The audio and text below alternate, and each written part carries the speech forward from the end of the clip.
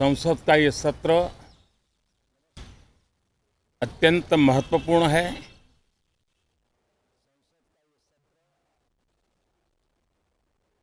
देश आजादी के अमृत महोत्सव मना रहा है। हिंदुस्तान में चारों दिशाओं में से इस आजादी के अमृत महोत्सव के निमित्त रचनात्मक, सकारात्मक,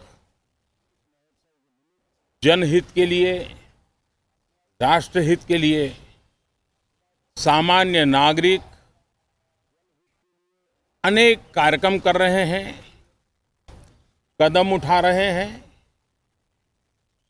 और आजादी के दीवानों ने जो सपने देखे थे उन सपनों को पूरा करने के लिए सामान्य नागरिक भी इस देश का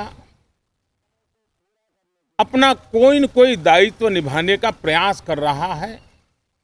ये खबरें ये अपने आप में भारत के उज्जवल भविष्य के लिए शुभ संकेत है। कल हमने देखा है, पिछले दिनों संविधान दिवस भी नए संकल्प के साथ संविधान के स्पिरिट को चरितार्थ करने के लिए हर किसी के दायित्व के संबंध में पूरे देश ने एक संकल्प किया है। इन सब के परिप्रेक्ष्य में हम चाहेंगे, देश भी चाहेगा, देश का हर सामान्य नागरिक चाहेगा कि भारत का संसद का ये सत्र और आगे आने वाले भी सत्र आजादी के दीवानों की जो भावनाएं थी, जो स्पिरिट था, आजादी के अमृत महोत्सव का जो स्पिरिट है, उस स्पिरिट के अनुकूल संसद भी देश हित में चर्चाएं करे, देश की प्रगति के लिए रास्ते खोजे, देश की प्रगति के लिए नए उपाय खोजे और इसके लिए ये सत्र बहुत ही विचारों की समृद्धि वाला, दूरगामी प्रभाव पैदा करने वाले सकारात्मक निर्णयों वाला बने। मैं आशा करता हूं कि भविष्य में संसद को कैसा चलाया, कितना अच्छा कंट्रीब्यूशन किया, उस तराजू पे तोला जाए, न कि किसने कितना जोर लगा करके संसद के सत्र को रोक दिया। ये मानदंड नहीं हो सकता है। मानदंड ये होगा कि संसद में कितने घंटे काम हुआ, कितना सकारात्मक काम हुआ। हम चाहते हैं सरकार हर विषय पर चर्चा करने के लिए तैयार है, खुली चर्चा करने के लिए तैयार है। सरकार हर सवाल का जवाब देने के लिए तैयार है और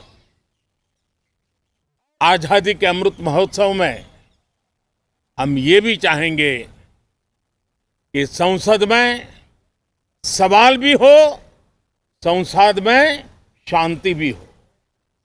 हम चाहते हैं संसद में सरकार के खिलाफ, सरकार की नीतियों के खिलाफ जितनी आवाज प्रखर होनी चाहिए हो, लेकिन संसद की गरिमा,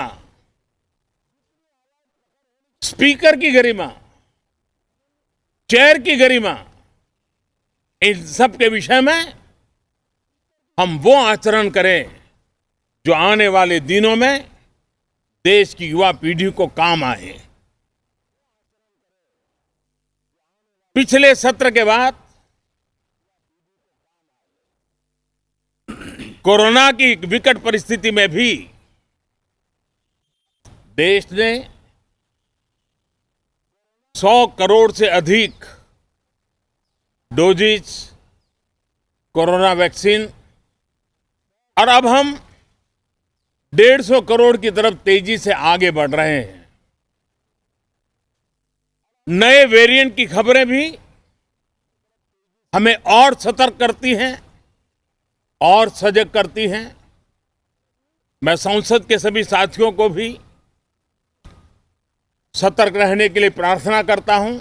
आप सभी साथियों को भी सतर्क रहने के लिए प्रार्थना करता हूं, क्योंकि आप सबका उत्तम स्वास्थ्य, देशवासियों का उत्तम स्वास्थ्य ऐसी संकट की घड़ी में हमारी प्राथमिकता है। देश के 80 करोड़ से अधिक नागरिकों को